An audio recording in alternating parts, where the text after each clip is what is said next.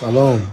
خیلی خوش اومدیم به اولین ویدیو من تازه کارم و تقریبا این اولین ویدیویی که نه، من چند تا گرفتم و گفتم نه این خوب نیست، اینم خوب نیست، این خوبه.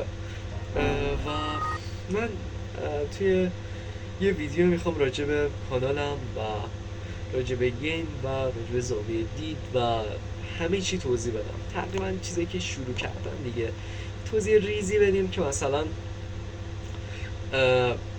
گفته باشیم دیگه، خودمون رو معرفی کنیم، نمیشه که همینجوری ویدیو بذاریم.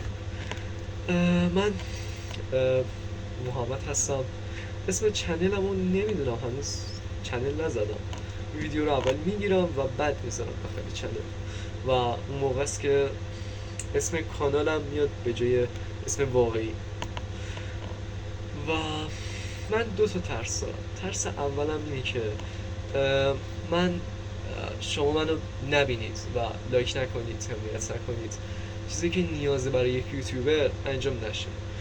دومین چیز اینه که من مورد تحقیر بقیه یوتیوبر رو قرار بگیرم. مثلا میگن سید فلانی کی اومده داخل یوتیوب، مثلا این کی اومده اینطوری شروع کنه، مثلا یه بنده خدایی بود، حالا نمیدونم، توی کامنت ها می نوشتم فلانی به کمکمون کن، مثلا اگه طرف خیلی خز باشه به نظرم که ویدیوش خیلی قشنگ بود، دوست داشتنی بود، خودم دنبالش کردم و از یوتیوبرایی که من میشناسم در حال حاضر مطرزک واقعا خب تو عصر حاضر الان واقعا فوق‌العاده بود.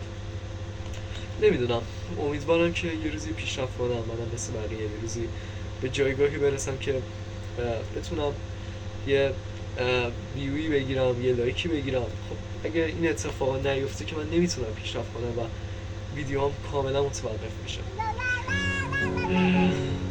چیزی که برای گفتم میمونه زاویه دید منه و من از این طریق مثلا میتونم سیستم رو ببینم، میتونم ببینم که مثلا با دارم پلی میدم مثلا و بله همینطوری باید باشه دیگه. زاویه دید من بود، حالا جوری که باید چشمم قفل کنه روی سیستم. و چیزی که خیلی برای من مهمه اینه که من توی ویدیو خیلی شاد باشم و خیلی فام باشم برای شما، خودمونی باشیم، با هم صحبت کنیم و گفتمان داشته باشیم دیگه، خاکی باشیم بلا به اصطلاحا. اما چیزی که وجود داشته رو من گفتم، راجع به کامپیوترم گفتم که زاویه دیدم اینطوریه و خب اینطوری من پلی میدم.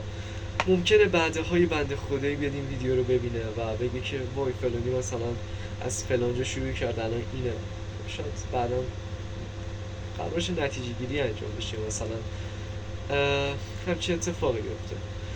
در حال حاضر گیمی که من پلی میدم سان اندریاسه، اما خب نه آفلاینش، مشخصا دیگه آفلاینش دیگه خیلی قدیمی شد. خب درسته بعضی عشقی بازی میکنن، حال میکنن واقعا با اینکه قدیمیه، اما نه، من با لانچر MTA شروع کردم و لانچر MTA هم متصل به سان اندریاس. اینطوریه که فایل سان اندریاس رو باید متصل کنی به MTA تا بتونی مثلا آنلاین پلی بدی.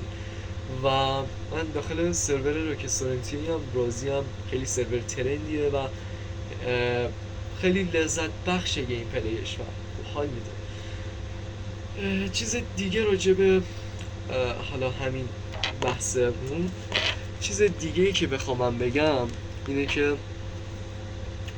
یه روزی شاید مثل بقیه برم بالا، یه روزی شاید همه ویدیو رو بیام ببینم. این ویدیو قراره تا سالیان سال هیچ ویوی نگیره، اما خب به عنوان اولین ویدیو ممکنه همه بیام بررسیش کنم.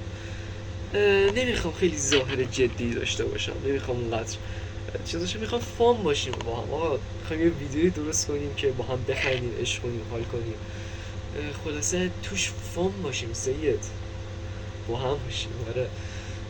و خب حسابی هم که بریزیم تو گیم دیگه، حال کنیم، بریم با ماشین بزنیم زیر بقیه ماشینا، چه میدونم آرپی بازی و زدن بانک و فرار کردن و کشتن پلیس و از این داستانایی که حال میده. و اینکه چیزی که مونده چی بگم براتون برای اولین بار، به عنوان اولین بار حس ترس رو دارم دوستان، نمیدونم شاید برای شما پیش بیاد. این اولین ویدیو منه و این ویدیو رو اصلا نادیده میگیرم، اصلا کاری ندارم چند تا ویدیو خورد چند تا کامنت خورد. در آینده قراره که من خیلی تحقیر بشم، خیلی خورد بشم، اما تمام سعیمو میکنم که برای شما بهترین باشم. خب حس میکنم که تا همینجا کافیه، ویدیو رو قطع میکنم و بریم آینده سید. اینجا دیگه جای ما نیست، زندگی پرودی حق تو نیست. آقا شب خوب.